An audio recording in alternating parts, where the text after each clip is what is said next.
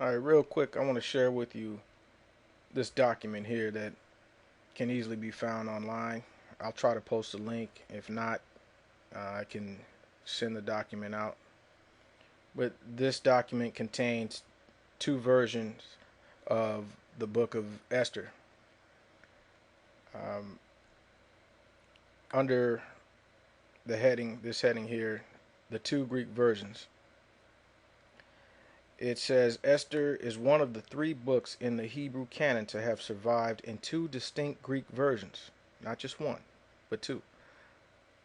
The Göttingen Critical Edition of Esther prints both Greek texts. All right, one is known as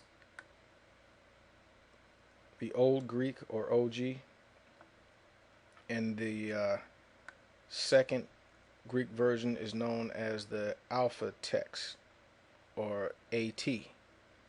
And further down in this document, you'll see that the Alpha text is listed on the right hand side, the O text is on the left. It doesn't mean that the O text is any older just because it's called Old Greek or OG. Recent scholarship has challenged the traditional view that the O text of Esther was the first Greek translation made of the Hebrew, and that the AT or Alpha text was a later revision of it. Alright, so the O text most likely might not be older. Also, I just want to point out that the O text under translation profile of the Greek, it says of the two versions, the O text of Esther follows the Hebrew Masoretic text more closely.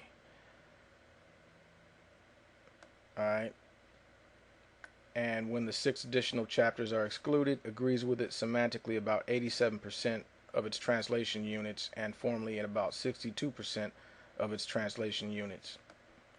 In comparison, the AT, which is about 20% shorter than the Masoretic text, even including the 6 additional chapters, exhibits about 81% semantic agreement with the Masoretic text and about 52% formal agreement.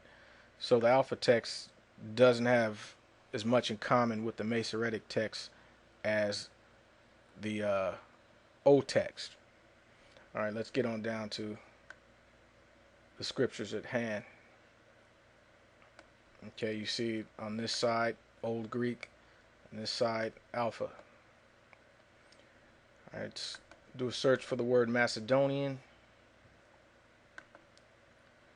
Now we can see in the Greek, this is this in your Apocrypha, this part's listed under chapter 12, I believe. It says, Haman, son of Hamadathos, a Macedonian, in the presence of the king. All right. And Haman was seeking to harm Mordecai. Now notice over here in the Old text, verse 17, it reads, but Haman, son of Hamadathos, a Bogian. All right. Both of these words contain connotations of scorn, because the Macedonians were the arch rivals of the Persians during this era, and Bogian is a term of scorn. All right, let's go down to the next passage,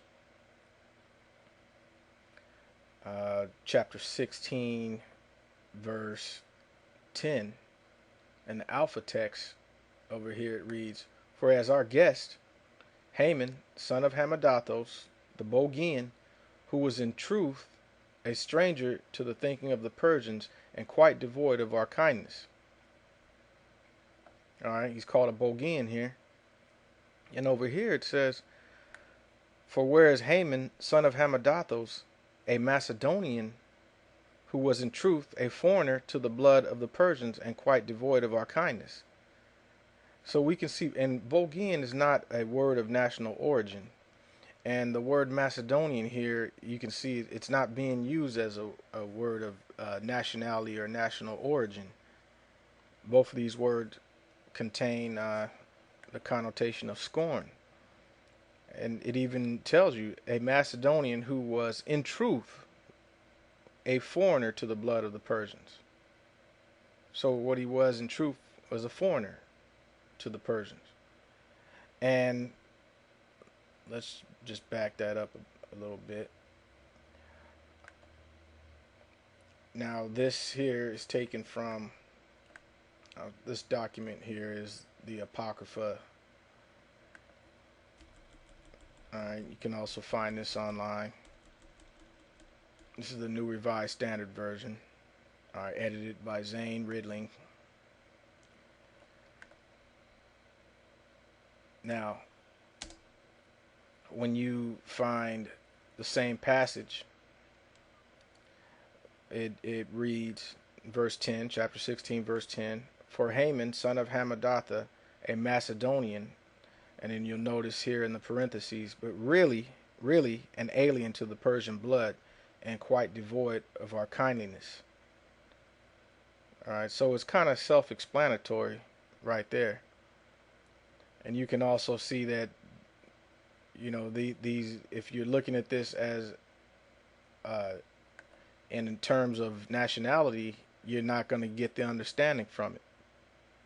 But his nationality is given in the even in the Septuagint in chapter 12, which appears in the Septuagint before Esther chapter 1. Chapter 12 verse 6 reads, howbeit Haman, or Aman, the son of Amalekites, the Agagite, which is a descendant of Agag, the Amalekite. It agrees with the statements made by Josephus that Haman was an Amalekite. You know, he was never referred to in a bloodline sense of being a Macedonian or a Greek. He was always known as an Agagite or Amalekite, which is an Edomite.